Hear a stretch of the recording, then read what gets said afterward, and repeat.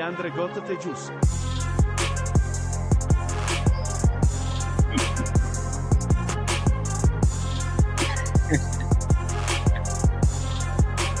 There we go. There we go. Let's go. Let's get it rocking and rolling.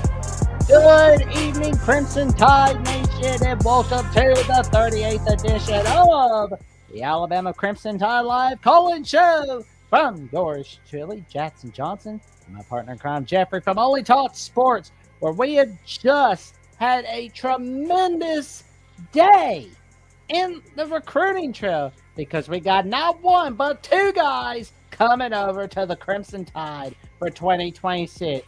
It's Xavier Crowell and Mac Sutter. For those that didn't see the reaction show that we did tonight, collaborate with the Ohio State channel, the Ole Miss channel, the Illinois channel, the recruiting channel. We'll give you a recap on that. And let me tell you something, folks. We're going to go over it all with you as we take your calls all right here on Alabama Boys College Football. Jeffrey, how you doing tonight, good buddy?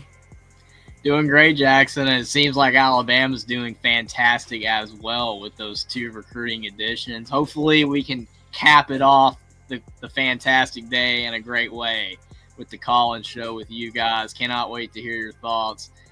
Whoever decides to call, and I see we already got two callers waiting. Definitely gonna be excited to see what happens when we get to just discussing with them. But great day for Alabama. I mean, I know a lot of people are trashing us. No more Saban. We've lost our perch atop the college football landscape. But then you still see how well we're recruiting, and you just believe. It's going to take some time, but you do believe, I do, overall that DeBoer's going to figure it out eventually. He's not going to be Saban. He's never going to be Saban. It's never going to be that way. But if he keeps recruiting it the way that he is, even with all the adversity of NIL, like we know Alabama's a little bit behind in that regard to some schools that just have an insane amount of cash. But we're still getting great players, and more importantly, the type players that DeBoer wants.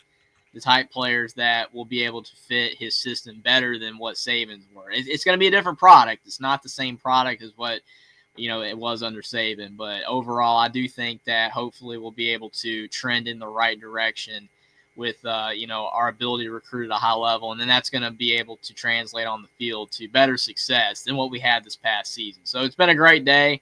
Definitely, I wish I could have made the commitment watch party earlier. If it had been at 2:00, I would have been there. But Sutter decided to change time. Thankfully, he's committed to Alabama. That's the most important thing. Agreed. I mean, it's a huge win for the Crimson Tide, and we are so happy to celebrate it with all of you. All right, here on Alabama, the Voice College Football, and we've got more news to share at the end of the show. Don't you worry, folks. And before we get to our callers, we've got the YouTube memberships all in the chat. For $2.99 a month, you can become a Crimson Faithful member just by coming in for $2.99 a month, where you'll get a loyalty badge next to your name in the comments and in the live chat, and a custom emoji to use in the comments and in the live chat, and you get a member shout out. Like, for example, the Godfather of the SEC, who's giving out a hello and giving out that #1 finger. He's one of our OG YouTube members, all right here on Alabama with the Voice College Football. And, of course, for $4.99 a month, you can become a Saban Disciple, where you can get priority replies to comments and access to a monthly hangout from yours truly, Jackson Johnson, Jeffrey Only Talk Sports, Coach Johnny Burts, Coach Spook Hines, and Manny Wilson. And for $9.99 a month, you can become a Bear Bryant legend, where you can connect on social media with each of us and give out content requests of any kind, and neither rain, nor sleet, nor snow, nor this god awful, miserable heat in Alabama is going to put a stop to us from fulfilling your request all right here on Alabama at the Voice College Football. So if you're a Bear Bryant legend and you've got a content request of any kind, we will fulfill it for you all right here. And ladies and gentlemen, we've got our first caller tonight. We've got Thunder Redman. How you doing Oh, tonight, hello. everybody? I'm Oh, glad. I like your shirt, by the way. It's Tom and Tom and Jerry. I love Jerry. it. Yeah. So one of those guys. Oh, okay. I do know that the Buckeye fans, they probably disappointed. Oh yeah. Absolutely. I mean, it's great for us when they're not happy, you know. Oh man. Yeah, but if they don't get m- uh, medals, they gonna be running around doing stupid stuff. I think. Ooh. Michigan or Ohio State, but those are his top two schools right now, and he will be committing pretty soon. Oh yeah. Well, and I'll tell you this though, there is another commit that is looking like they could be going to Michigan, they could be going to Alabama, Texas, or Georgia as of tomorrow night, and that young man's name is Malachi Lee. Thunder. The wide receiver. Ooh. The offensive tackle, I think. Yeah, he's from Hawaii, I believe. Yeah. Yeah, it's gonna be huge. Yeah, Oh yeah, we he's from ran into Hawaii, and like Dan used to, that would be like we ran USC, into right? Dan on the College Voice of Michigan, and he almost got himself temporary banned. Ooh, Dan. right. Yeah, you like I was saying, got- usually like in the past when you had a guy from Hawaii, they would go to USC. You know, that was like the school. Now, you know, you see his list: Georgia, Texas, Michigan, Alabama. It's like the four big schools. It's hilarious. I mean, I don't blame him because I mean, obviously, he's really good. You know, you said he was a 5-star Jackson. Yeah. Yeah, so I don't blame him. But do y'all think the Oklahoma they taking they week 2 matchup seriously? Oh yeah. I think Oklahoma's taking it seriously for sure. I would compare the Oklahoma Michigan matchup for 2025 to 2011 Clemson Auburn, where like Clemson, everybody's talking about Dabo on the hot seat prior to that game. Like nobody's even thinking about Clemson. They're talking more about Auburn being the defending national champs. And how they had that close win over Mississippi State a week earlier and Utah State. And Clemson got that huge win, and it started a trend for them where they surprised everybody in the ACC. Now, I'm not saying Oklahoma's going to do something like that. I'm just saying that Oklahoma Michigan If game. that's the reason why he won those 2 natties. Oh no, but that was just the beginning. Yeah, that was like the springboard for his tenure, to Jackson's point. Because like prior to that, Clemson wasn't great. I mean, that is an interesting comparison, Jackson. I will say that definitely Michigan it's not where Auburn was this year. That would have been better if it was last year. You know, like 2024. Yes. Then you're like completely spot on. Week 2 game, Michigan coming off a title, and then Oklahoma, if they were able to knock them off. Michigan's coming off an 8-5 season. So, but 2 years ago, yes, absolutely, it definitely would be an exact comparison there. Well, Oklahoma's a mess though. Like they're rough. Like really. I think like 2010 Oklahoma and 2024. Not 2010 Oklahoma. 2010 Clemson and 2024 Oklahoma have a hell of a lot in common. Because I mean, like you see Clemson in the Mikey Car Care Bowl against South Florida, they choked in that game. 14 years later, 2024 Oklahoma going against Navy, Armed Forces Bowl. They choke in that game. Oh, that game was pathetic. Oh yeah. I mean, I get we don't have a lot of room. We got smoked in our bowl game, but still, like Oklahoma lost to Navy. Yeah. Like that should not happen. I remember it was a few years ago. Do you remember that game? I think it was the pandemic year, Jackson. But it was that Mississippi State bowl game against Tulsa. Yeah. You remember that game? Mississippi State was like man. 3-7 or something like that. Remember, because they were letting anybody get a bowl because so many people opted out, so many teams did. Tulsa was like ranked. They were like 6-2 or whatever, and Mississippi State won. That game was so stupid because it's like that's the thing. It shows you all these people are saying like group of 5, like, oh, they need representation. It's like, yeah, but you had a ranked Tulsa team that lost to a 3-7 Mississippi State team. Like, yeah, we know who's better. That was terrible. What's up with Arch Manny? Because I've been hearing some rumors that he might be the chosen one now. The chosen one. It seems like it seems like the chosen guys. It's selecting him to be the chosen one. The chosen one. The Texas fans, they run around, they talk about, oh yeah, he's the chosen one, and they talk about they defense, they team, they feel like they team, they know the blueprint, the play like Michigan, so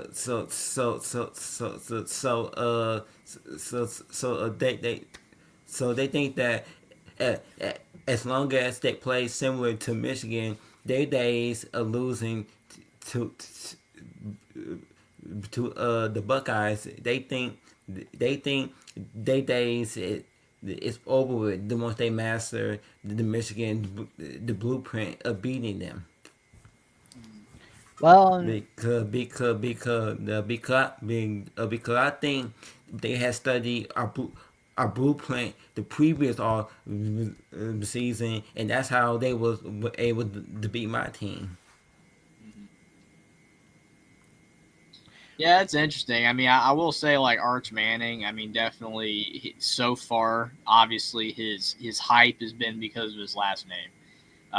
He hasn't proven anything yet. Now, he could go out there this season and just be great. I mean, he could be elite, fantastic, and back it up, back up why he's been hyped up so much. But all the film I've seen from him in high school and even in the bits and pieces we've seen at Texas, he doesn't they said this last he doesn't season. just completely blow me away. He looks good, but he doesn't completely blow me away.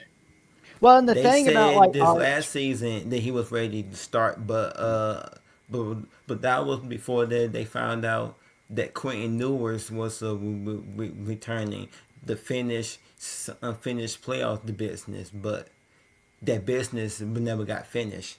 yeah. Well, the thing about the Manning family is they're kind of like the royal family of all of football, like all of football. You hear a lot about Peyton Manning. You're gonna hear a lot about like the great grandson or the great granddaughter of Archie Manning. That's what you're gonna hear a lot about that. It's like if you like watch the royal family, for example, like, oh my God, Prince William is gonna get married. They're having a beautiful wedding, and like you're gonna see a lot of that. That's what you're seeing with like Arch Manning, and you're gonna see a lot of that with like you heard a lot about it in the 90s with Peyton Manning. Where's Peyton going to go? Oh my God, he's such a traitor to Ole Miss. Oh my God, we'll never forgive him for betraying Ole Miss by going to Tennessee. Years later, Eli's going to Ole Miss. Everybody's forgotten about that. And Arch Manning, you don't hear people getting too mad about him not going to Ole Miss. Like you don't hear He went that. to Texas, man, for the NIL. Like that's yeah. clear. Ole Miss doesn't have that. I mean, the thing for me is that with royal families and stuff like that, that analogy is that some people do not deserve recognition. You know what Oh I'm yeah. saying? And that's the problem when you're in a family like that. It's like you start out at the top, like you have the original person that builds it. You know, like the Hilton guy or Sam Walton, right, at Walmart or the Hilton hotels, and then you have the offspring, and it's like they're irrelevant. You know, I mean, Paris Hilton, why was she famous? She was only famous because she was Hilton, not for anything else, right? Oh yeah. You know, a lot of the royal family in Britain, the people up here that started the royal family, that's great. But then you go down the line, and these just random people that so happen to be born in this lineage of people, and they're not all that relevant. They're not all that important to actual society in any way. They're just existing, like, hey, I was born from this important person or whatever. That's why I'm like with Arch Manning. I want to pump the brakes and I want to see what he can do. Bronny James is not good. No. Okay, he's LeBron's son. He's not good. He's not a good basketball player. He could beat me, yeah, but he's not a good basketball player. He would not be in I the heard NBA at that. all if it wasn't for being I heard LeBron's that son. Ohio State they might be delaying their backup quarterback, but competition because they struggling of finding their starter. Their starter is struggling. The person who they want to start, he's still playing like he's a backup, and they're struggling. Well, and I think the Buckeyes like and this is something I heard from Garrison on the Ohio State College show when I came on with him a few hours ago. Short minutes before we started the Matt Soda watch party, and before I started filming the Xavier Crowell video. By the way, check that out. Um, I did hear Garrison give out this cryptic note. Ryan Day does not name the quarterback until before the start of fall camp. He always gets the quarterback situation all situated out before fall camp even starts. But last year after the spring game, he announced that okay that Will Howard is the starter right away after the spring game. Like beginning of June, he announced that a few weeks after the spring game, a whole month after the spring game, he announced that Will Howard the starters, and they was going to focus on who gonna be the backups. But this year, they really don't know who gonna be the starter or the backups, because the way that the quarterbacks had struggled in the spring game. Yeah, I'm not trying to say that the freshman is trash, but we all know that he wasn't he we all know that a freshman 5 star, he wasn't going to start over a 5 star sophomore. mhm. There you Yeah. I go. think the reason that he went ahead and said Will Howard last year because that was pretty clear that he was going to be the guy. That's why they brought him in. They were paying him a lot of NIL. He transferred from Kansas State to start. Whereas But we now, I would mean, but there's more but of a but battle, we was I guess. told long term he wasn't going to be the starter. But I guess that Will Howard, he took that and find a way to change that, because at one point he starts to struggle that they was going that they was going to put Julian Sane out there. But I guess I guess after the Oregon game, they told him that I guess after the Oregon game, they told the offense that they told the Julian Sane the defense, we're gonna make some changes, and y'all gonna still start. Mm, Well, Because he had some growing pains, but because I don't think that he he had played in a shootout game like that before. Maybe that year that he lost the the TCU, he might have played them on the road, then played them again on a neutral site to win the Big 12. But outside of that, I really don't think he played in a shootout game like that until they went on the road. But they had the travel, about time that the game had started, their body had kind of felt like they already had played all 4 quarters, but really in their mind they haven't even played yet because they Yeah. had traveled. Yeah, I look at the Will Howard, Julian Saying situation. And they got to like, travel to Washington mhm, this year. mhm. Yeah, I look at the Will Howard, Julian Saying situation the exact same as the Julian Lewis, Caden Salter situation in Colorado. You're going to start your experience transfer. That's why you brought in the experience transfer. And Julian Saying was also a younger guy. He reclassified to be in college early. He was an early enrollee. He was not ready to start. He was not ready to play. That's why they went with Will Howard. Now it's an actual competition because of the fact that Sayin is talented, but he still hasn't really done much or anything at all.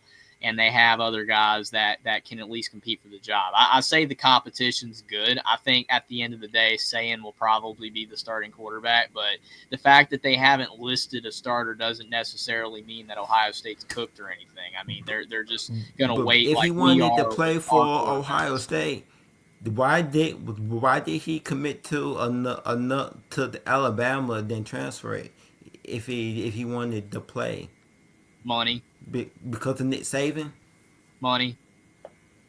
Because at first he wanted to play for Nick Saban, but once he retired, he transferred. Yeah, it Yeah. was a combination of both, but it was mostly money. But I think Saban retiring definitely had something to do with it. Oh yeah. It did. I'd say it's 50-50. I mean, the Well, to greatest coach the of all other time five is star. gone. The greatest coach of all time is gone. And then it's like your reason for playing at Bama go away dramatically when Ohio State is able to offer you a bigger check. And they've got a coach who's more proven than DeBoer. And again, that's not what Sayin signed up for. He signed up for Saban. So What it's a happened combination to of both. Aaron Nolan? He did not play in the spring game at all. Did, did he transfer out? He was a 5 star too, Aaron Nolan. You remember Jackson? I can't remember. Oof. It's been a while because Caleb Downs. I know Didn't Aaron that. Nolan in like South Carolina? Yeah. Yeah, that's it. Yeah. He had a choice between playing with Kirby Smart or Ryan Day, and he chose Ryan Day. Yeah. And Jada says Alabama is about to go on a historic run. We I'm just looking were for. on a historic run with Saban. I mean, I don't think any run that DeBoer will do will be anywhere as historic as what we just had. I mean, I'll take a championship or two in the next 5 to 10 years, and we can call that an historic run. But it's not going to be what it was. It's just not. Yeah. That run by Saban was historic. It was unbelievable from 2009 to 2020. I mean, you cannot beat that. Yeah. And Timothy, before we get to our next caller, I got this with one question. Our okay. state they voting on this rule where all of the schools in Michigan, including Michigan and Michigan State, but this new rule will let them pay their players unlimited money without a cap. The problem with that is what they have. The problem with that is they between agreement said you follow a rule that don't overrule the conference rule, you will be forced to go independent. Hmm, that's interesting. I mean, Yeah, the house rules. They changed in this rule where but they can pay their players a lot of you money mean you get to schedule without a your own cap. game? You mean you get to schedule your own games? Nice. Not have a conference mandate for you. I love it. But I don't think but I don't think they going to do that because Oh, the rivalry game. Yeah, I agree. but on the bright side, that well, I don't think that'll happen. Like, but it's like everybody has like a bad taste towards independence, which I mean, I kind of feel like people that have But a bad taste towards FBS independence, I feel like they haven't really looked at the history of college football enough, and it shows. And I but think they'll have to read about the whole history of the sport. before I go, I don't think that Savion Hyder, even though his top two teams is Michigan and Tennessee, that I don't think he going to Tennessee because they can't they but they can't really afford him before the quarterback the problem they had the money but they talking about they may have to pay they going to pay a fine and I don't think that he want to go to school there. Yeah. Well, I mean, as long as say, I hope Hyder doesn't go to Tennessee. Like that would be a bad. That would be bad, right? Well, I mean, on the one hand, I'd like to see him go to Michigan, but on the other hand, the one thing that's pretty cool about if he does go to Tennessee is he'll get to learn how to get more Riz from Josh Heupel because I mean, Josh Heupel's got that Bobby Hill Riz, so there is that. I mean, it's like I can't say anything. There's nothing negative I could really say about Heupel. He's so likable. I mean, it's like, look, I may be a Bama man, but I can't really say anything too negative about Heupel. He's a good guy. What could I say? I mean, he puts his team first. He says, and he's got that mantra, kind of like how Bo Schembechler has, well, had with Michigan when he was the coach from 1969 to 1988. And he always said, no player is bigger than the team. That's one reason why I like Heupel. And you know, honestly, Hyder, if he does go to Michigan or Tennessee, he's going to be winning at either one of those places. That's for At sure. one point, he was favored to go to Texas, uh, but remember the running back for Texas and the NFL team had offered him a job and he left to go for the NFL. Then his final rankings he took out Texas. Well, that's because Texas doesn't have that Bobby Hill riz like Josh Heupel does. Yeah, that's exactly what it is, Jackson. They don't have it. They don't have it. Okay, Uh, so I do know that Dan is ready. It is ready. It is ready to do some yelling. Before I let him yell, the name of my channel is called the Thunder Redman, the Michigan football show. I currently I, I, I currently have four. I currently have 147 subscribers. I'm 3 subscribers away from 150. all righty, let's hope get you there, man. It's awesome. All right, well, The we're gonna goal get you. is to get to 1,000 before the big showdown in the big house in November. There you go. That's a great goal to have right there. I love it. rocking and rolling, man. I love it. I love every minute of it. Well, Timothy, we will definitely be seeing you soon. You have a great night. Stay away from the heat. It's really hot out. I do got I do got a strike, but I haven't I haven't told the other guys, but I don't think they're going to the like it. But I have a auntie that lives in Alabama, and she Oh, wow. sent me a shirt one day. And when I thought that I thought that they was going to just be a regular a regular state shirt.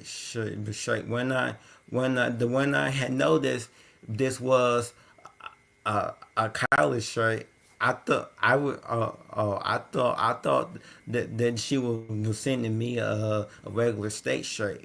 But I didn't know that this was going to be a school shirt. But Oh, that's pretty cool, man.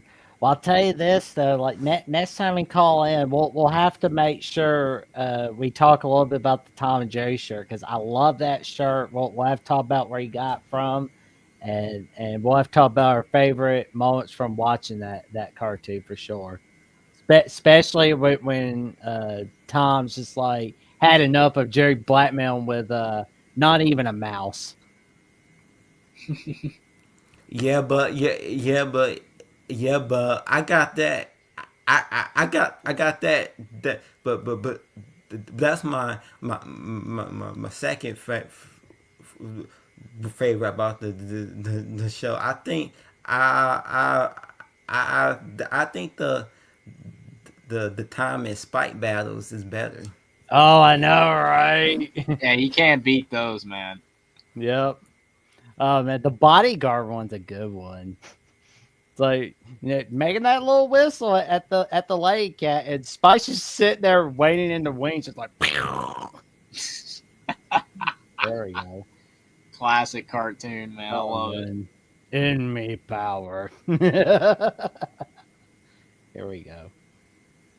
Oh, I guess Yeah, Dan don't before like we that. leave, this was this new Tom Jerry show.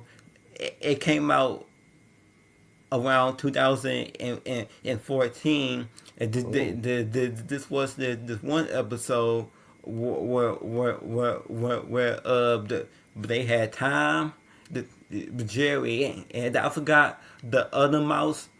He most Oh, he Nibbles or he Tuffy. mostly speak, and there Yeah, was it's Tuffy and Nibbles. Like he's supposed to there be. was there was this dog that the similar to the Spike, and he had them treating them like slaves, was telling them to do this or that. When they got tired, they went to go get Spike, and when Spike saw that dog, he got and I was like the the Spike from the '70s will boss up to that dog until this new Spike they had in that cartoon. He got scared. The Yeah. old school the old school Spike will ball up his fist and start punching, but no. Yeah. Oh man, it's so funny. Well, I'll tell you this though, we'll definitely have to like next time you call in, we'll not only have to make sure we talk about like Alabama and Michigan, but also talk about like a couple of the other Tom and Jerry cartoons as well. And I in the do meantime, miss the New Year's marathon. I do miss the New Year's marathon, but they don't do that no more. So well, oh well for them. It's their loss. We could yeah, do our own little New Year's marathon, do something what the old Cartoon Network did. So we'll all do that together at some point. Timothy, we will see you soon. Stay away from that miserable heat. And stay cool and get yourself plenty of liquids, man. yeah. Talk to you soon, man. Don't be You strange. too. Have a great night.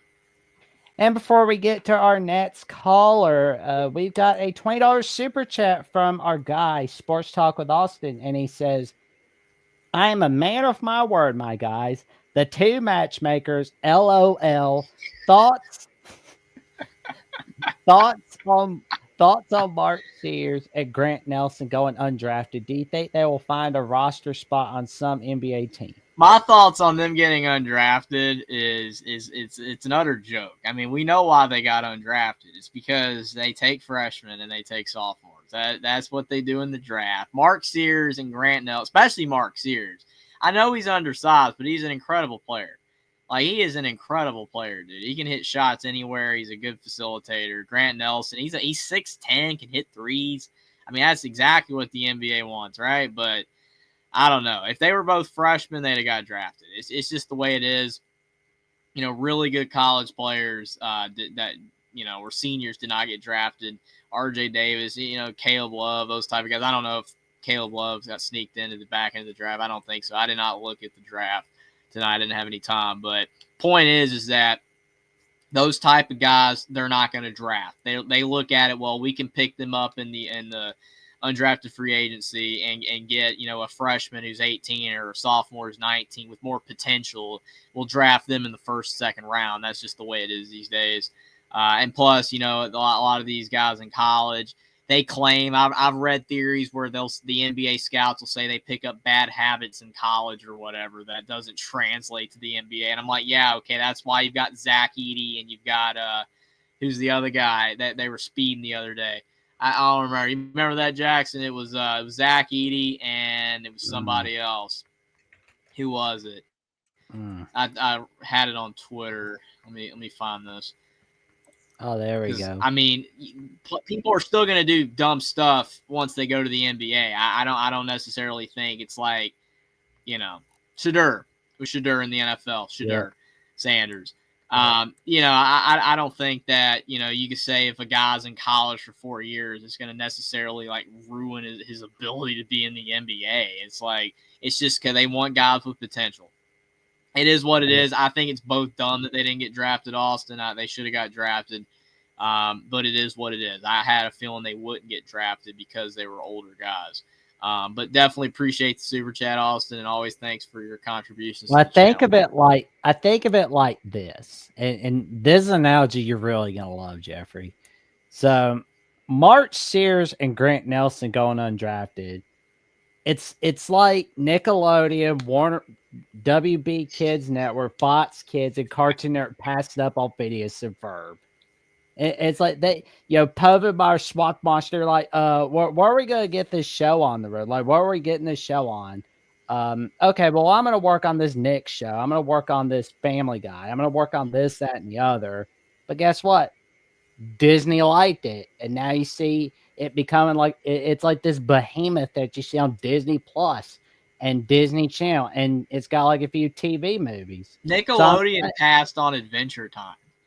Oh, that was a massive mistake as well. I mean, you could go on and on with that. All of them were dumb not to take Phineas and Ferb. But, I mean, all of our young audience members, though, you cracked me up when you said WB Kids and Fox Kids. It's like nobody even knows that anymore from the younger generation. And that's what's going to happen to some of these NBA teams that passed up on our guys, Mark Sears and Grant Nelson. They're going to. You remember? Go ahead. Sorry. They're going to be losing out so bad to the point where they become irrelevant and nobody cares about. And you're going to see Urinating Tree put out a video on how stupid they are. You're going to see it, I promise you. You remember Fox Kids, though, man? I mean, like, that network, like, went down, like, when I was really little, man. But you remember they had Bobby's World and they had they had that Taz show. Remember the one with the Tasmanian Devil, man? It was like, bro, he had his own show. That was so cool. Yeah, man. And then WB Kids, man, they had that remember that like Looney Tunes Uncharged or something like that, where they were like superheroes or whatever. And I'm like, man, I miss Tiny Toons and stuff, man. Like, I love those networks though. I mean, it makes me feel old, but they still existed when I was young. But then then they went away, and then it was just Cartoon Network and Disney Channel, Nickelodeon. But I love that era, the early 2000s, man, of TV. Like you had so much good television. I wasn't around the 90s, but I saw all the reruns. So well, and on the bright side, they had Animaniacs for quite a while, but I mean, they decided to be morons and pass up on that show. But oh well for them. Yeah. But we got some really smart guys who are our NASCARs. We got Willa D on the line, and after that, we're gonna have Dan call in as well. How you doing tonight, Will? Hey guys, what's up? They're bringing Phineas and Ferb back. Did you see that? They're bringing it back. Yeah, I saw the Candace suit season 5, man. Yeah, it's like, oh, hi, Candace. Oh gosh, I have bad lighting. You guys are so busted. I got squirrels in my pants. I know, dude, right? The squirrels in my pants, bro. That was so great. I love the one with Love Handle, man. You remember the you ain't got rhythm. Like that is just so good, man. You're fabulous. I love that show. You're fabulous. You're fabulous. Yeah. Maybe take that as a hey. When Ferb speaks, the world stops. Yeah. I also love the specials with the meat guy, man, with the mustache. Yeah. I love that dude, man. And the Balloony. Like Balloony, man. Dan can come in first if you guys want. But it's whatever. Yeah, it doesn't matter. Well, you logged out, but we'll get to we'll get to you, Dan. Don't you worry. Okay. But I was just curious, like I was looking at like the PFT like rankings for each position going in, and I think they had Bama number 1 for O-line, which surprised me a bit. I feel like you guys kind of complained about the O-line a bit last year. Do you think it's worthy with like Proctor and all of them?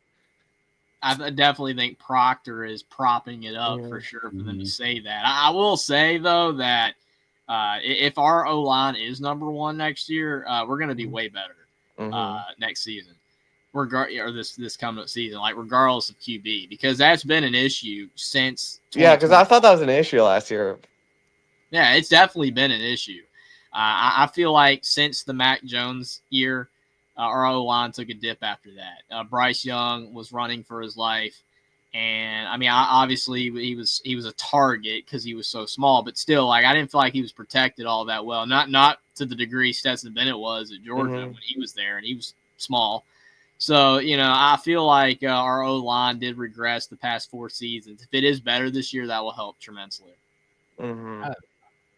Yeah, I hope it's true according to PFT, but we will definitely wait and see. I have to see it to believe it. To say number 1 in the land, we'll see. Yeah, we're not that good. Yeah.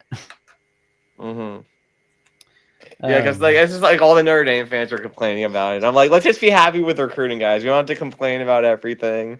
Yeah, people complain about rankings. Like, do not complain about rankings because at the end of the day, what matters is the product on the field. What matters is how well you are performing. Indiana did not start the season ranked last year, but they made the playoffs. That's what matters, right? Like, it doesn't matter if some ranking says, oh, well, your O-line's the 5th best instead of the 2nd best. Or it doesn't matter. Like, go out there and be the 2nd best. Be the 1st. Be the best. That's what matters at the end of the day. The rankings, it's all fodder, man. It's all for people just to... I mean, Lindy's has LSU at 5. So that should tell you something right there. Yeah, they have LSU at 5 for brand name. Some decent addition. And I guess they finally think Brian Kelly's Cajun accent's going to work its way through. I mean, it's not. Like, the guy is not the 5th best coach, and he does not have the 5th best team in college football, and it's just never going to happen. He would have to have a super team to go 5th. Oh, yeah. And he does not have. I think Dan agrees because he's just shaking his head no on Brian Kelly. He's like, no, yeah, he's not great. I mean, he is the definition of slightly above mid. Oh man, look, we need to pull up one of the past college shows, like because there's like one show where it's like I forgot what topic it was, but Jeffrey was like, it's mid. Yeah, you have like a mid compilation on the channel at this point. Mhm. You know, have you seen those edits where like some people do just like the screams? You know that video gamer, right? Will that we like the one with, where he's mad at the Wii games, right? Like you just have the scream compilations. Yeah. With us, you can just have the mid compilation, right? Like every time somebody utters the word mid, it'd probably be 90% me though. But Jeffrey, did you see that Mike Kadick was signed to Barstool Sports? yes, I did. He's gonna be on the Beach House show, man. That's gonna be wild. Yeah, I was shocked. Like he forego the NFL. Like he could have had a shot, right, to play, and he was just like, nah, I'm gonna pursue the sports career. You know, so it's like cool. Like that's awesome. I mean, you all work for that. Like, I mean, you're working at Barstool. Like, I mean, that's cool and all, but you all work for that chode Dave Portnoy. I mean, they gotta be paying him 6 figures, man. He's gotta be getting paid well at least. Yeah, like you blame him. I mean, I get it though. Yeah. Jackson is sour on Portnoy, man. Like that video. Portnoy is one of those people. He dishes out the stuff, but he can't take it. Yeah, it's fair. It's fair. But I mean, he's less. Yeah, but he's less and less involved in the day-to-day stuff there. Yeah, I mean, like that's like my whole issue with Portnoy. He's like the kind of guy that is willing to dish out, but he can't take it. Yeah, he is. Like, I won't say wild this because it's like Grayson Allen, right? I mean, yeah, like you gotta trip people and run.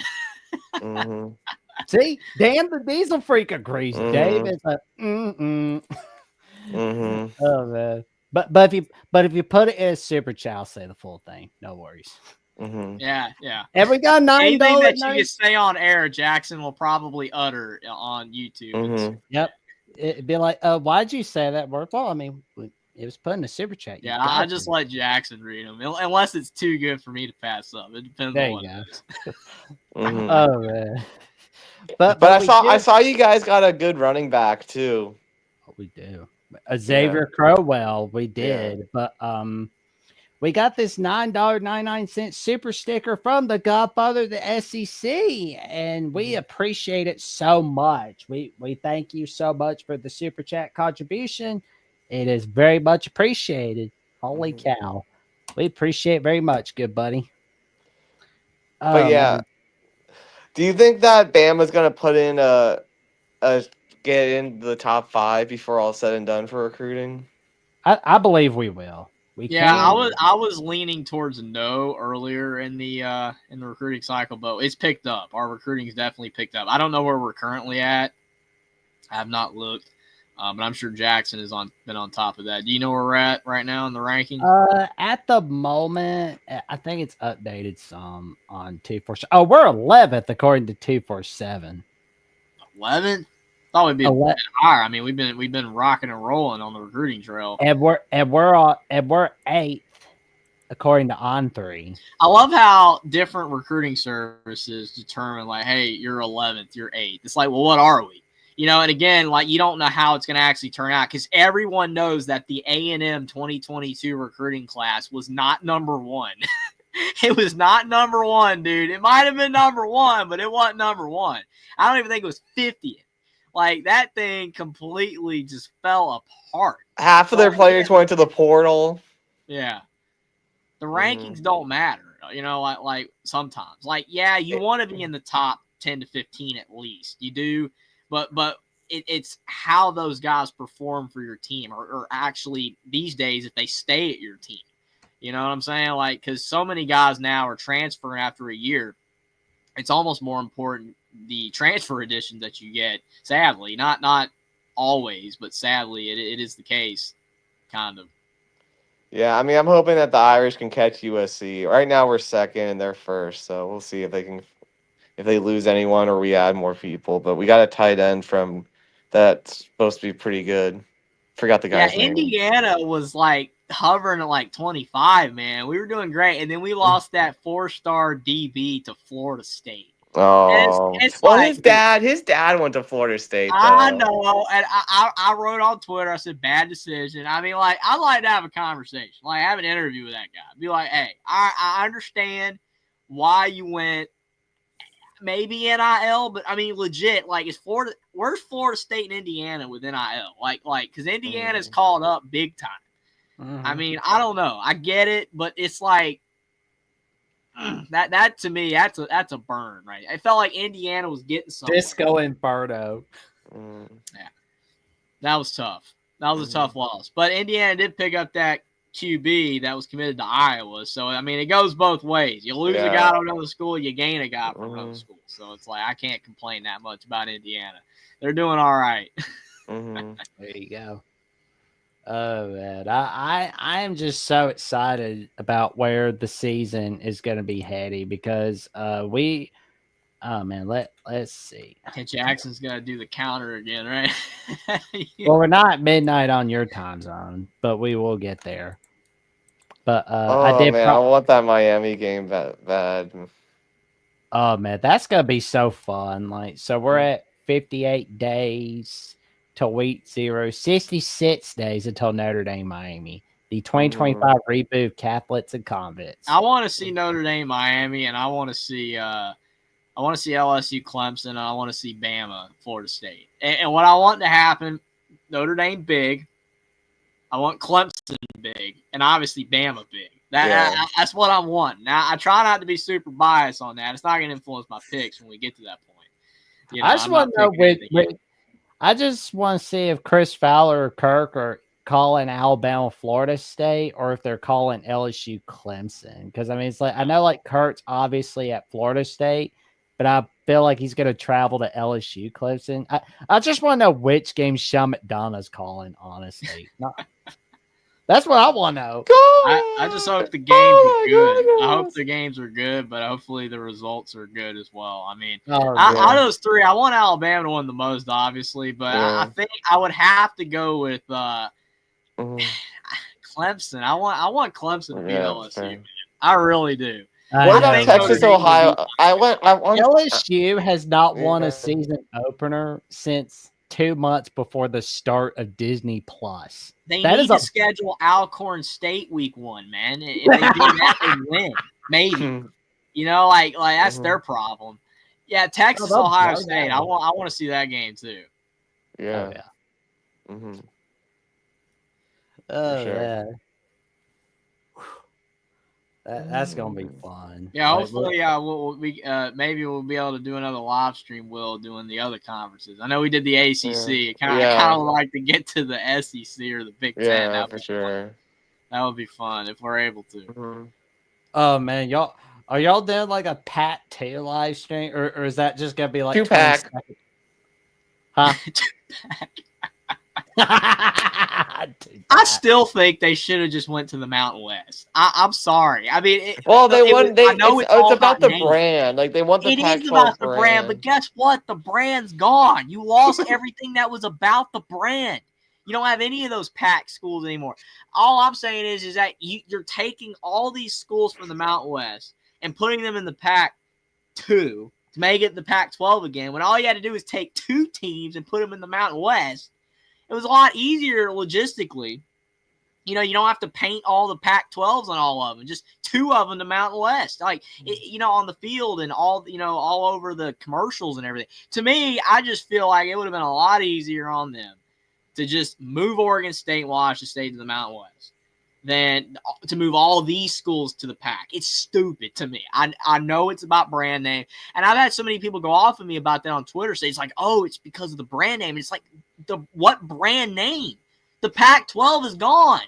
It's history. It's just these 2 illegitimate teams, right? Like, I don't want to say illegitimate, but they weren't worth much. No one wanted them. The Big Ten didn't want them. The Big 12 didn't want them in Oregon State, Washington State. And then now you're adding all these group of 5 teams. Should have just joined the Mountain West. To me.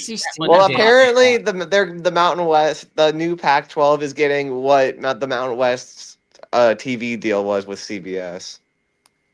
Yeah, and like So they're gonna have 2 games a year on CBS, and then the rest are gonna be on CBS Sports Network. Well, Gary Danielson retired at the perfect time, didn't he? It's just not a great thing, man. To me, I don't think that anybody can look at that conference and say it's anything legit. It's not. I mean, the American Conference was actually getting decent, and then they lost all their good teams practically to the Big 12. All they have left now is Memphis and Tulane or whatever. And the service academies.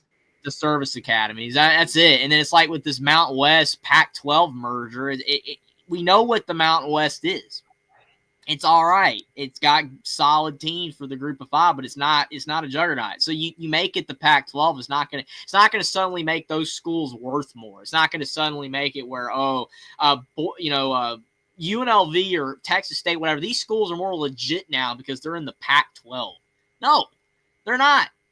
All it does is delegitimize Oregon State and Washington State for good. And then those other schools, you might get this much of a revenue bump, like this much. Oh, wow. That's amazing. I mean, like you said, they're literally keeping the same TV deal practically, so it's not a substantial increase. So what do you guys think about Thomas Castellanos' comments about where he was running his mouth? Why would you do that, man? You were 2-10 the previous year. Yeah, I know well, Castellanos coming in to save the day, but it's like, you really think you should be saying that? Yeah, I mean, he thinks he's the high-end talent or something. Like, the thing is, though, man, I mean, like he said, like, I always start off hot. Like, you saw he said that. Oh, yeah, like, he's coming in hot. But, in 2024, he started off well against Florida State.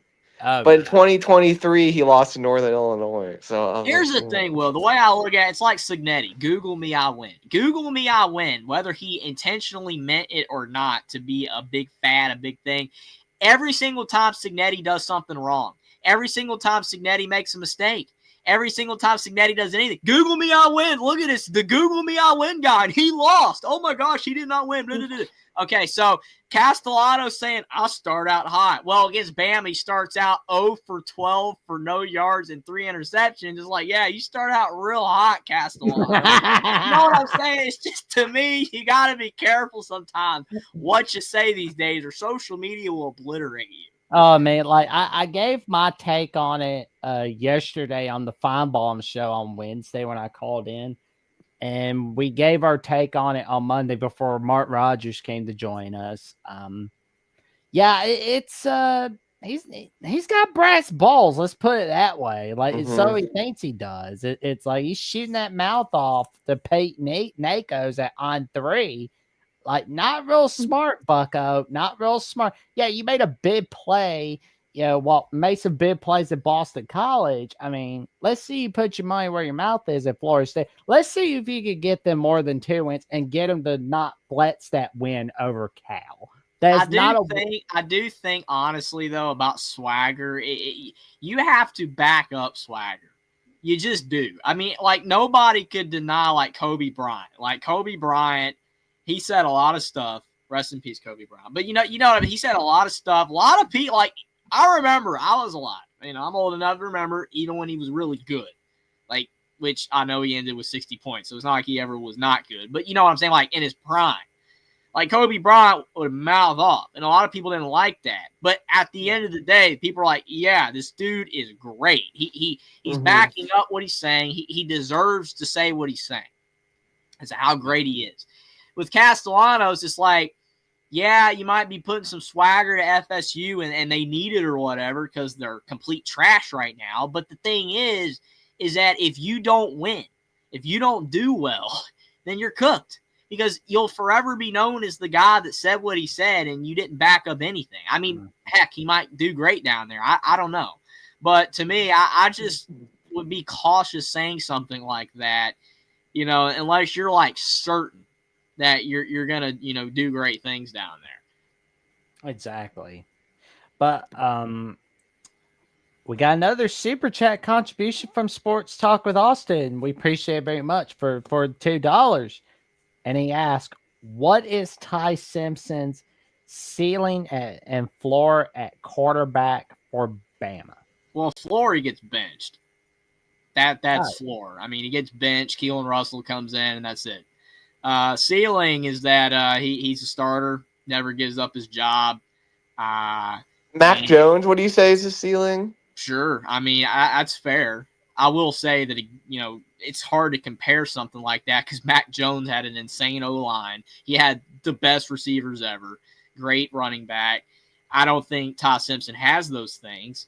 He's got Ryan Williams. Bernard's good, but we don't have those type of weapons that we had then. And our O-line, even if it is number one somehow this year, I highly doubt it's going to be anywhere as good as that 2020 team. So, however Ty Simpson performs, it's kind of hard to compare to someone like Matt Jones. But archetype-wise, what you're saying, Will, I could maybe see that. Sure, I could see that. Absolutely. I don't see him doing any better than that, though.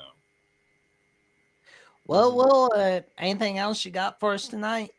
No, I just wanted to talk with my good friends Jack and Jeff. I always love when you call in, Will. I appreciate it. It's always a great time for a long time when you're hanging with us, Will. All right, it's always a great time. Thanks, guys. We'll be seeing you, good buddy. Have a great night, Will. Appreciate it.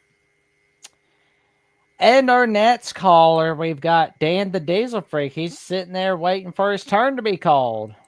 How you doing tonight, man? Yeah. Oh, hey, Jackson, Jeffrey. What's going on now? You all right, man? Did you get enough sleep last night? No, I was just sleeping through the boring stuff, but that's just me. Massing Plains. Golden Eagles, my alma mater, high school alma mater, boys. Nice. It's cool. Got this from the football staff. I like that Gold Eagle. I like him. He's pretty cool. Well, it's the team I play for, obviously. Why do you think I got it? There you go, man. I'm over here sitting listening to a Notre Dame fan, which they need to sit on down because they need to go through a coaching evaluation on their staff, and they need to quit talking. Now, Jackson, let me start cooking here. Jackson, let me start cooking. Okay. Jeffrey, especially your Indiana Hoosiers, y'all need to get your coaching staff and your teammates re-evaluated and rechecked. Because y'all need to start getting your staff and all them redone. Because as soon as y'all play us again, y'all are getting whipped. And that's the bottom line. I mean, most likely we will, but you know what? Cignetti's overrated. Indiana Cignetti's goes overrated. 9-3 again. I'm fine with it. I'm happy. And Cignetti's overrated. It's just y'all pay him too much money. He's not Mel Tucker. Really? Because he sounds like Mel Tucker. That's overrated. Really? Because he says Cignetti is as overrated as Notre Dame, and Cignetti is also overrated as Caleb DeBoer at Alabama, which I don't know if your brain's split in two between the Indiana Hoosiers and the Crimson Tide, because it sounds like you got brain split in two because you got Indiana on one side and then you got Alabama, but you can't figure out which side you want to switch on because Jackson's your co-host here. But I'm going to leave it up to you because that's your brain to figure out and get fixed or something. But I'm going to interrupt for a sec because Godfather is writing a song about you, and he really is. Like, I wonder what the title of the song is. If Godfather can make that into a single, okay, like a legit single, I know singles are kind of dead these days, but like a big time song, man, that would be crazy. That would be amazing. To answer your split in half question, I mean, I'm an Alabama fan from birth, man. I've been watching them forever. I just like Indiana because I'm like that. I for some reason like watching. Because it smells like dog crap, but what you're saying is smelling like dog crap, Jeffrey. I'm a Bama fan first, so we'll go with that. Well, I mean, that takes up the vast majority of my hemispheres in my brain. Well, yeah, I can. Does it smell like dog crap in here, buddy? Well, and I can tell you where I'm at. Indiana is Jeffrey's fullback. That was like one of the first things we talked about when I first met him on November 4th of 2022, the day before Alabama lost to LSU on ESPN. And, that was like one of the main things we talked about, like teams we pull for and all that. And this was when like Indiana was coached by Tom Allen. This is like the year before they lost to, they barely beat Akron in 2023. Yeah, So, like I mean, I've been watching Indiana for like 8 8 years, just like 2016, like consistently. And I've been watching Alabama since like 2008. So I mean, it's a complete different deal. I mean, I like North Carolina too because it's where I live, but I mean, 85% of my family members root for Alabama, and that was the first football team I ever watched on TV. So I like Alabama first. Indiana. Well, you can tell yourself whatever you want, Jeffrey, but I think we all know, and I can speak for everybody on this program and all the Georgia Bulldog GOCFB members, that you got a split brain because all the boys from the Georgia channel agree with me. That's And you not can how have the that boys in works, Georgia. man. I mean, every single person in the world can like multiple things. I know people that like 25 different TV shows. Cheers, Married with Children, Three's Company, Gunsmoke, like Bad Santa the movie, Die Hard. Oh, Jeffrey, what the Bad hell is your Santa. point? My point is that my first team and my favorite team always and forever will be Alabama. That is what I grew up on. That's what I will always be a fan of from now until the end of time. And then those other teams, I have a reason to like. Simple as that.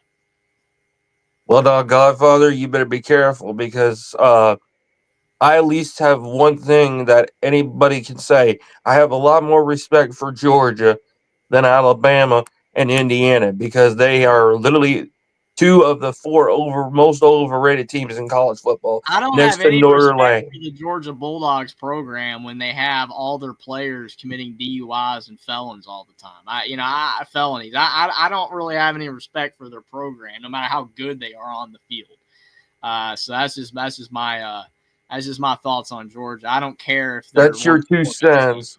I don't have any respect for them. I mean, they can go 12-0 next year, but they need to clean up their program. Their players need to stop committing crimes. That to me would be a big help. But let me just say the reason, Jackson, were you on the Move recruiting show this past week? Yesterday I was on for a little bit. Yes. Did you hear the part where I was talking about how sometimes college football recruiters, especially coaches, are kind of really avoiding what I said? It's particularly what I said to Mark and Leanne about I was certain able recruits. to catch a little bit of that when I was getting the show downloaded for audio. I was.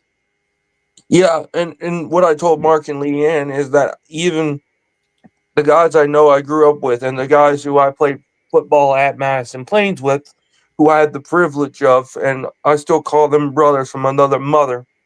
And trust me, I still go eat dinner with them every so often if I'm in town. But, it's like if you're a college football recruiter, you feel like we aren't worth it because you feel like we might do something that might ruin y'all's reputation on the long run, but really, our motive is just 3 things. We're here to win a national championship. We're here to set the tone in the locker room, and we're here to let the rest of the college football world know that you don't come in our house talking all your smack because y'all gonna get your carcasses thrown around and we're gonna barbecue you boys. Because that's the bottom line. That we put those 3 things in anything, and we told college football recruiters, and it's like they think we're trying to threaten other teams just because we're the guys coming in as rookies. Y'all gotta be kidding me. It's BS. Like, what do we do? I mean, we're just being ourselves. Okay, driving diesel pickups, raising hell, drinking a couple Mountain Dews. So what? Well, what's the problem with us? Y'all don't feel we fit your motive? Well, screw you. That's the truth.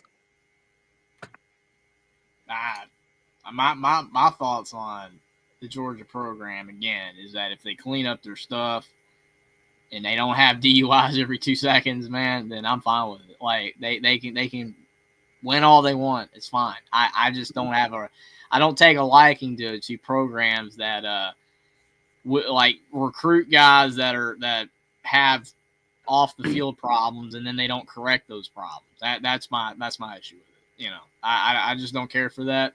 And I have an honest question for the Godfather, if you can bring him up, Jackson. Godfather, where are you?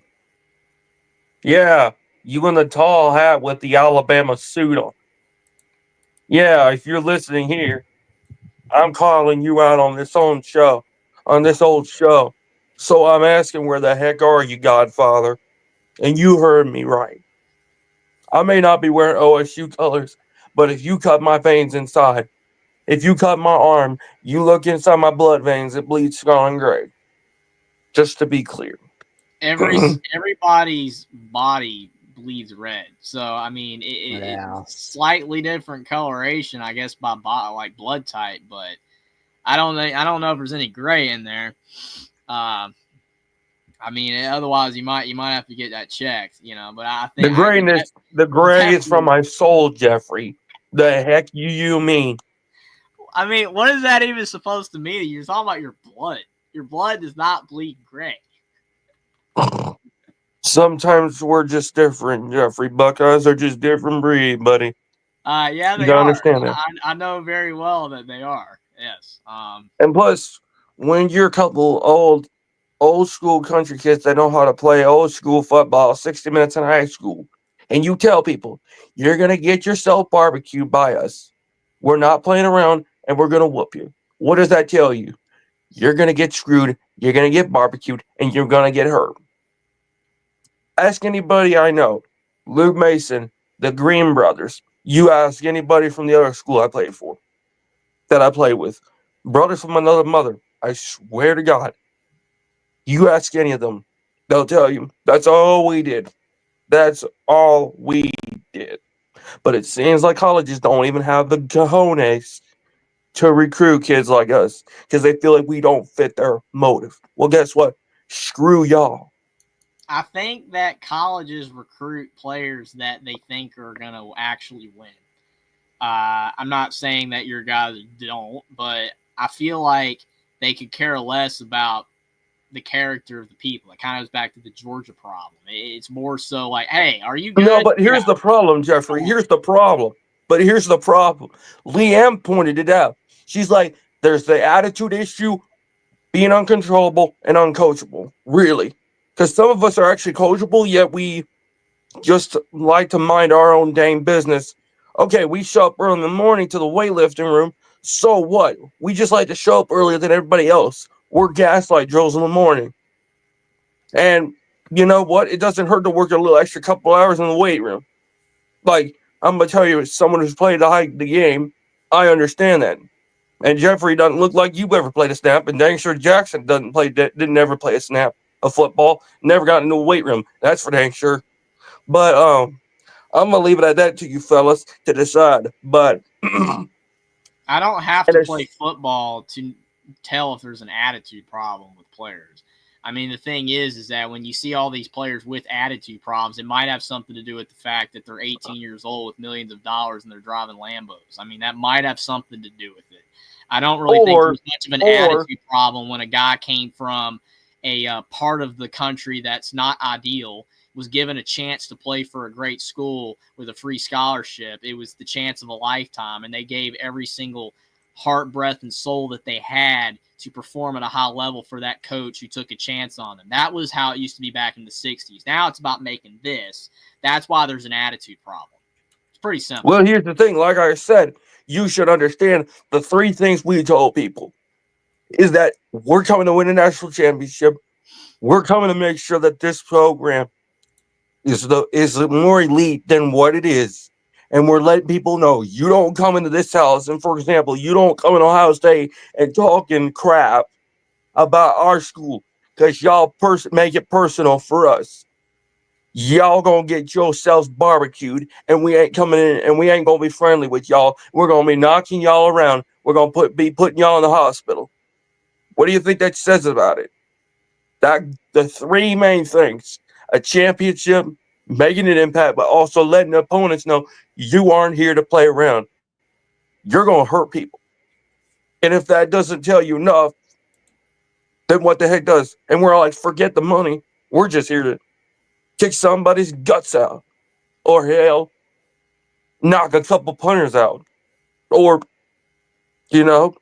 beat the living crap out of the quarterback, or hit the guy 20 times like the Broncos did to Tom Brady. And Tom Brady said his ribs were sore for 3 weeks after that. I mean, Ohio State, let's be honest, Arch Manning's not safe. And I said it on Mark Rogers' show Monday. Ohio State is sacking Arch Manning 12 times, and they are hitting the kid 15 plus times on the line because Arch Manning is not ready. His name and bloodline mean no sense. Yeah, I I mean, agree Manning, with that. I agree screw with his that, uncles with and screw name his and grandfather. is being propped up. But Mhm. I mean, we'll have No, to but here's see the what problem, Jeffrey. happens when the game comes. But here's the problem. They overhype him because of his last name, because of his uncles, because of his granddad. True. Well, screw the three of them because he's still got to prove it. But if he can't prove it against the top tier defense at their house, We'll see if he does. I mean, I doubt no, he he will. ain't. We'll see. You know what? He ain't. Because here's the reason why. He's going to get overwhelmed. First quarter, they're going to rush him so much. And I know this particularly. They are going to blitz him, and they're going to blitz him a lot. They're going to put 6 men on the line, 7 on the line, and blitz him. They're going to do a whole lot of blitz packages. They're going to overrush him, and that's what's going to cause them to make them force fumbles and cause them to throw interceptions. So I particularly know what's going to happen. Speaking So of you And that, the think, truth- how Oh, would you and- feel if Julian Sayin was going on the road in the same type scenario to an Alabama or a Georgia? How would you feel about that? You think that he would just be completely okay? With our quarterback situation, as far as I'm concerned, I know they're going to be fine. But I'm talking about Manning, Jeffrey. So how about we keep the subject on Manning? A question. Arch No. Manning, You're turning the tide on me, buddy.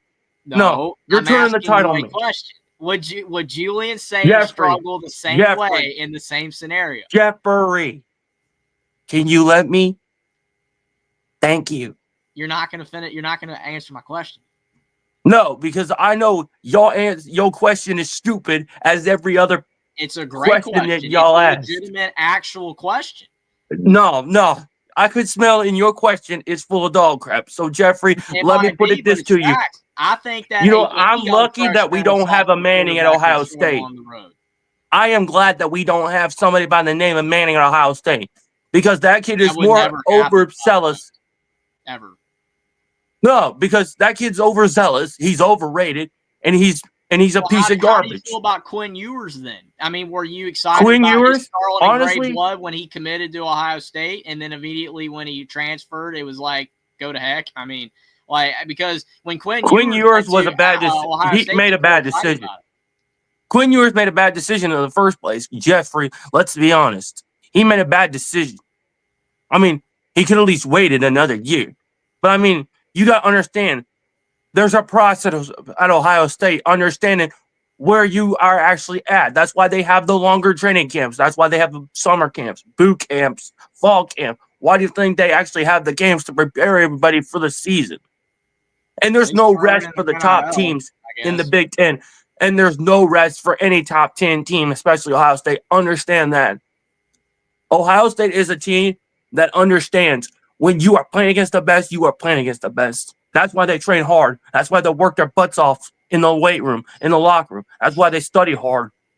So, Jeffrey, I don't even know why this is not going through your thick skull at this point, because I think your skull is so full of dog crap that it's not even going through.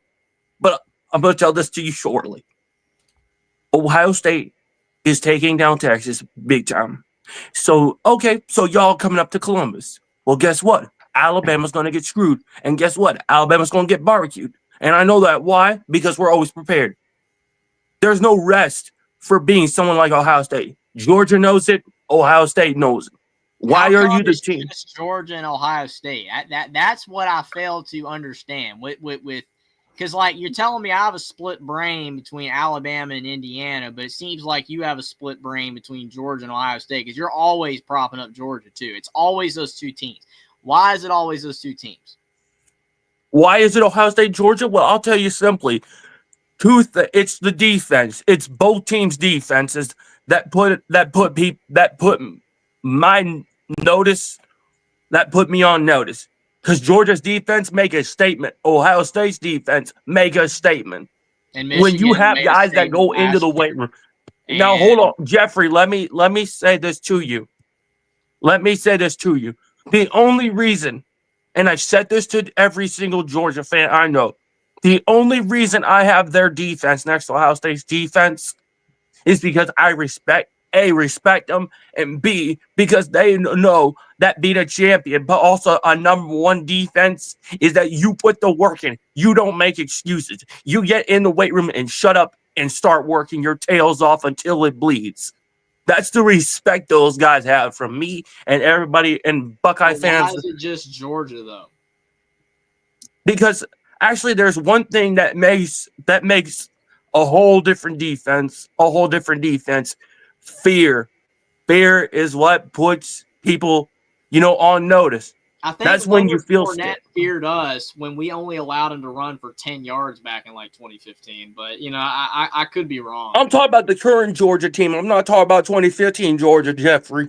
I'm talking about 2021, 2022. Let me remind you. It's still like top 5, top 10. I mean, it's still great. Listen, Jeffrey, you can talk all the Crimson Tide you want with Jeffrey, but I'm going to leave it to you this. Just be careful, because when Ohio State plays Bama in Columbus and in Tuscaloosa, I'm going to tell you, I told you so when we whip y'all's carcasses up and down the road of Toulouse, and we bury y'all's carcasses 6 feet under. And I don't care. That if Ohio State did not get Will Howard and Caleb Downs out of the transfer portal, that Ohio State does not win it all last year. You agree with that? Do I honestly agree with that? Yes. Because I think anybody with a brain, which we all three have here, even if mine's full of crap per se, according to you, would agree that Ohio State would not have won without those two additions. And they bought them. It has nothing to do with scarlet and gray blood. They don't care about the program. They went to Ohio State because they got paid. That's it. It has nothing to do with anything else. You know, this is the first time and the only time I'm agreeing with you, Jeffrey. The only time I'm agreeing with you. Noted. But I promise you, 27, you better watch it. Because Ohio State is taking down Bama big time. And Bama is going downhill. I've been preaching for over 2 years Alabama's going downhill with Caleb DeBoer ever since Saban retired. I told people they're going downhill. Alabama's not going to be a powerhouse. Never. Not ever. Because they all know Alabama's going downhill. And Indiana is going downhill too. It's really not the same program, but it's not like we're going to fall off a cliff. I don't think that Alabama is going to suddenly be dog crap. I just don't agree. Y'all are going to go 7-5 in about 3 years. Nah, I don't know about that. Well, at least you guys say roll Tide, roll. Well, I say roll Buckeyes, roll. I mean, Michigan because we about to crush winning y'all. a national title to going 8-5. Whereas we lost the greatest coach of all time, and we still went 9-4, and we didn't even show up for the bowl game because Saban wasn't there. So I don't know. To me, I feel like Alabama didn't do all that bad last year, considering all of the chaos and turmoil. I don't think they did all that bad. Michigan didn't handle it. Well, actually, someone makes a good point. Well, actually, there's a lady in the room, Leanne. You make a good point. Actually, honestly, I can agree with you. Not with Keelan Russell anchoring that offense. I think the way I took it is that she was saying that Alabama would do well with him, but you're taking it that she said no. I think that she meant that Alabama will do well with him. So we're not going to go 7-5, not with him. We're not going to go 7-5 with him. That's the way I took it. Leanne, Keelan Russell is going to have a hard time when Georgia starts getting their defense up and rolling. Because when Alabama struggles on offense, especially against a top tier defense, you're gonna have problems. Forced fumbles, Georgia would have sacks, to beat us like 8 times in a row to even get back to what we've done for them the last decade. I mean, we've destroyed them for 10, 15 years. I mean, because y'all had Coach Saban. Because y'all had Coach Saban. Okay, is Kirby Smart Coach Saban? No, he's not at all. So what, Jeffrey? The bottom line is, you all should know that Alabama's going downhill. It's going downhill. And as far as I'm concerned, I don't even know why Alabama fans are so like, this is not the end of the legacy. Well, I'm telling y'all, it's the end of Bama's legacy at this I point of think the year. people felt the same way when we lost Bear Bryant.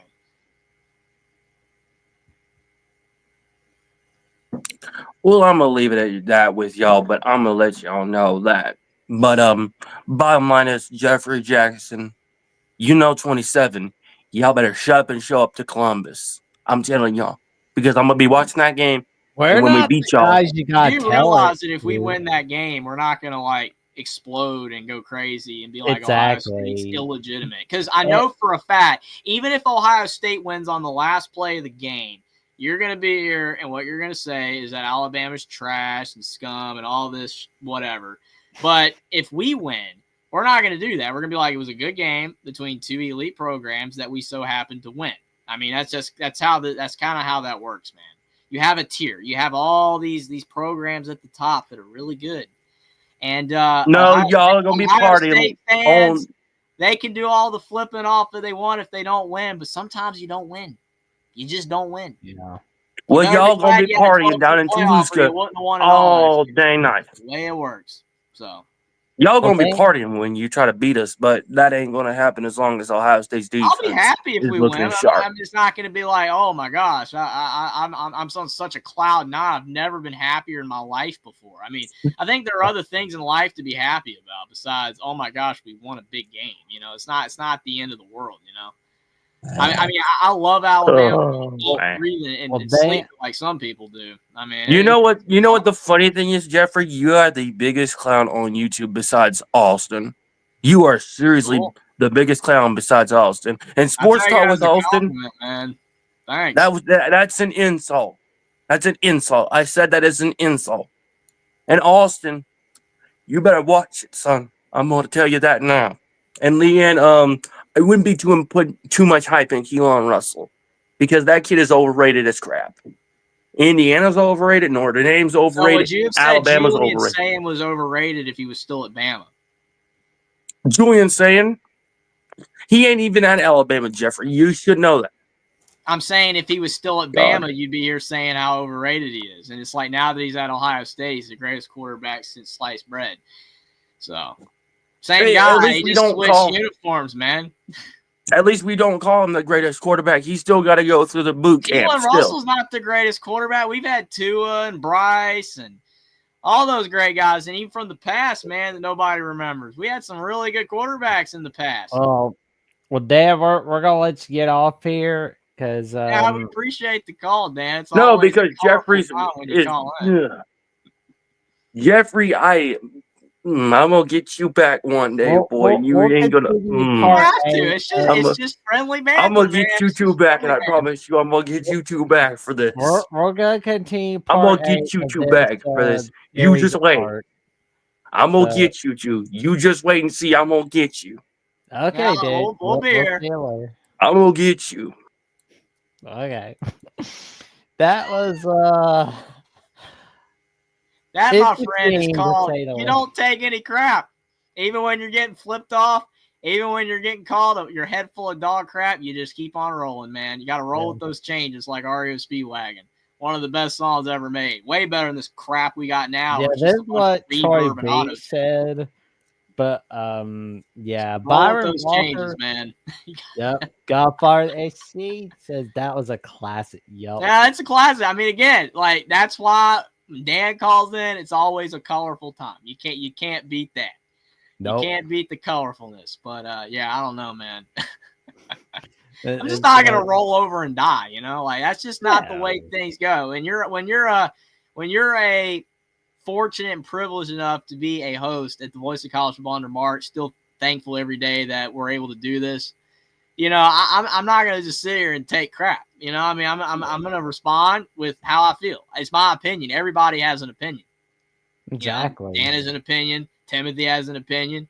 That Utah guy we had on that one time has an opinion that BYU is the absolute worst fans. Yeah, they'll like rob you when they're. Oh yeah, I mean, like I've never heard of such in my life. I mean, maybe they do, maybe they don't. I mean, I'm sure every single fan base has people that are going to rob and steal you blind, dude. I mean, look at Georgia. Not everybody on their team commits felonies.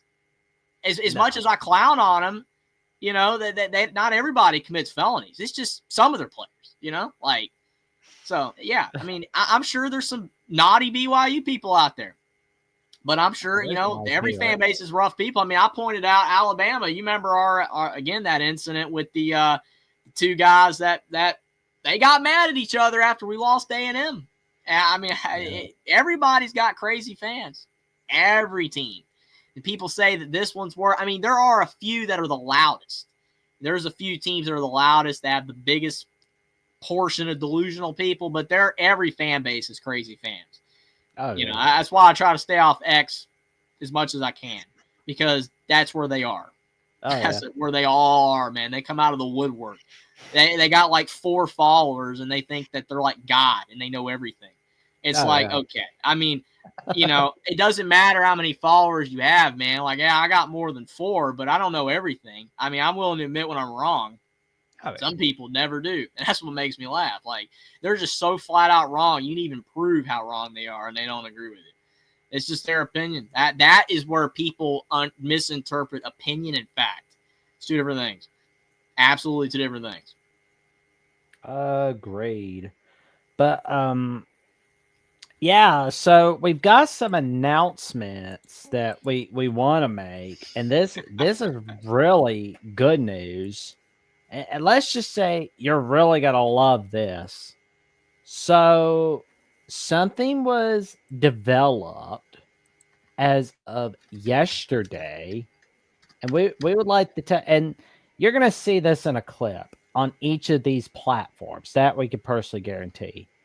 Because guess what? Alabama, at the voice of college football, now has its own X, its own Instagram, and its own TikTok. How about that? How about that?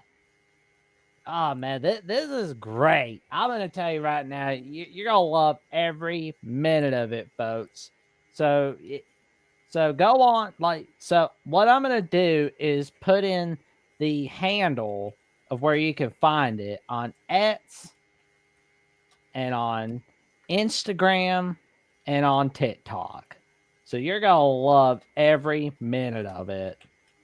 Jeffrey, how do you feel about Alabama at the Voice College Football getting its own X account, its own Instagram account, and its own TikTok account? How do you feel, man? I think it's fantastic. I mean, even the TikTok part, it's like, you know what? We got to get some more quality content on the airwaves over at TikTok, you know, where 98% of it's degenerate. So I think it's fantastic to have Alabama at the Voice of College Football represented over there.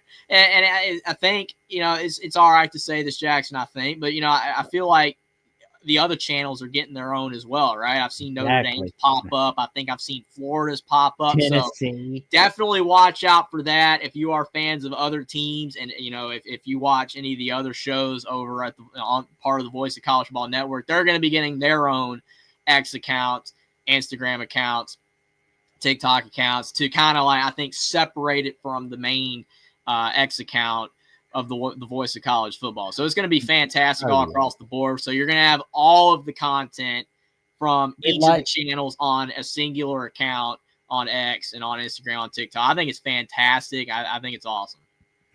And we'd like to give a thank you to Mark Rogers, a thank you to TJ Ronan, the operations manager, and the strategy content manager, Chris Sadler, you know, and our beloved social media team. Thank you guys so much. Thank all of y'all. Thank y'all so much. This is going to be amazing. And you're going to see more of our content from Alabama at the Voice College Football on each of these platforms. That we promise you.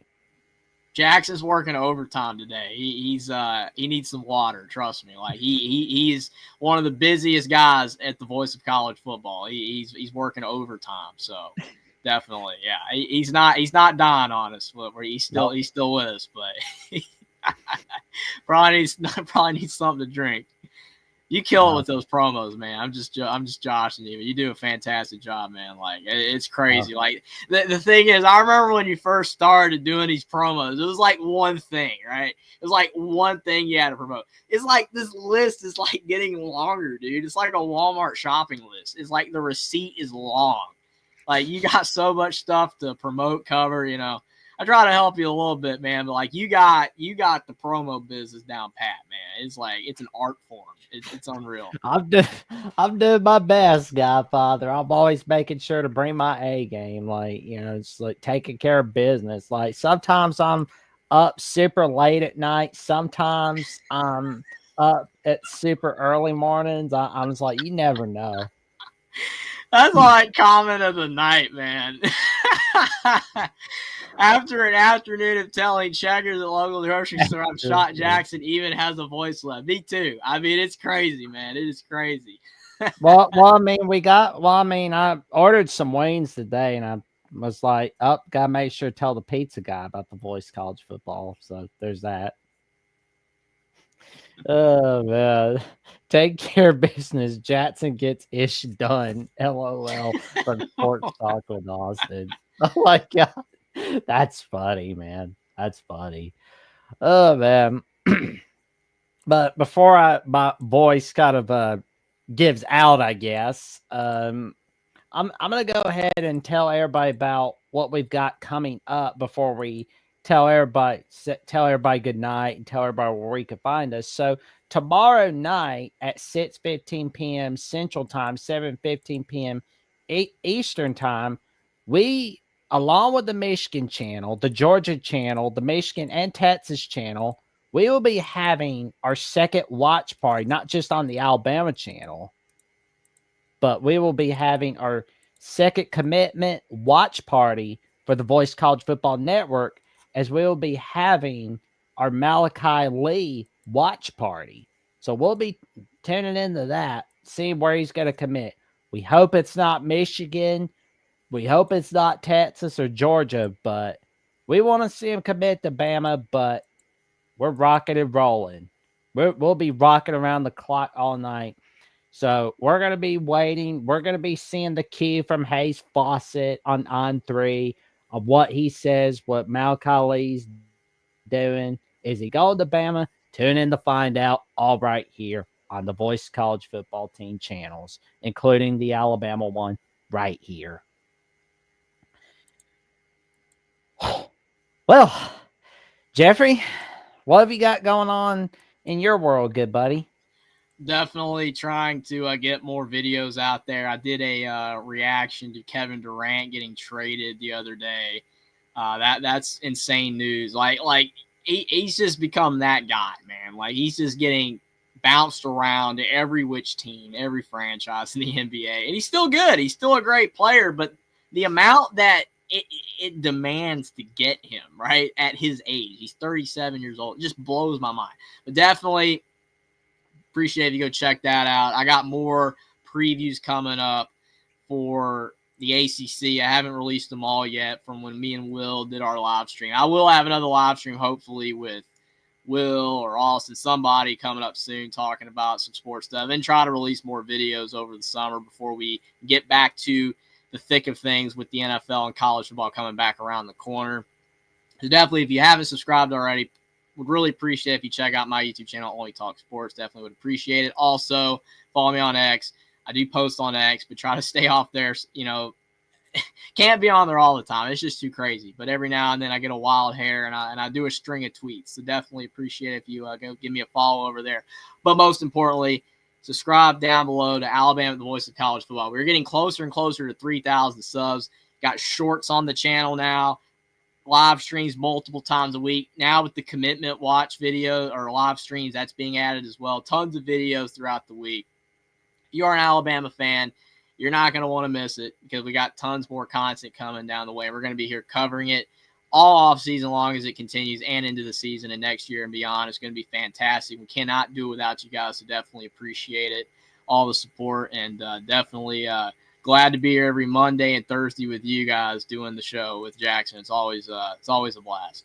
Oh, it's always fun working with you, Jeffrey. It's always a fun time, man. That is for sure, partner. And of course, you can check me out on Jackson VOCFB and Jackson Johnson 543908 on X and on Instagram and Threads, where I not only got updates on the Jacksonian, but also on Alabama The Voice College Football, and also my once a week calls on the Paul Feinbaum Show, where we are getting things rocking and rolling. That is for sure. And of course, I've got my next episode of the Jacksonian, episode 74, where I will be filming tomorrow night, right after I get done with this Malachi Lee watch party reaction. So we'll be filming that, and that's going to be a fun one right there. So we'll be talking about all the stuff going on in the world of college football. I'm basically 320 subs away from the magic number 1,000 on that channel. So I'll need all subs I can get. No worries. Thank you guys so much for tuning in. And of course, you can check out Crimson Tide Live and the Alabama Primetime Live Show on your favorite audio platform on Apple, Spotify, Amazon, and iHeartRadio. Please leave a rating and review. And Godfather SCC says, great show tonight. Can't wait till next Thursday night. Good Lord willing, be safe and sound. Giving out that number one finger, giving out the Voice College Football Bama logo, and that Roll Tide. Well, we appreciate you, man. And we appreciate that $9.99 super sticker. And we appreciate the $20 super chat and the $2 super chat from Sports Talk with Austin. We appreciate it very much. All the super chat contributions, they are helping us get things rolling, and we're able to get y'all more stuff out here as much as possible. We thank you guys so much for tuning in, and tell all your friends, your family, and the cashiers at pubs about the magic that we are cooking up here. Like, comment, subscribe, click on the notification bell so you never miss another video or another episode right here on Alabama The Voice College Football. And we will see you soon. See you on Monday. And roll Roll Tide.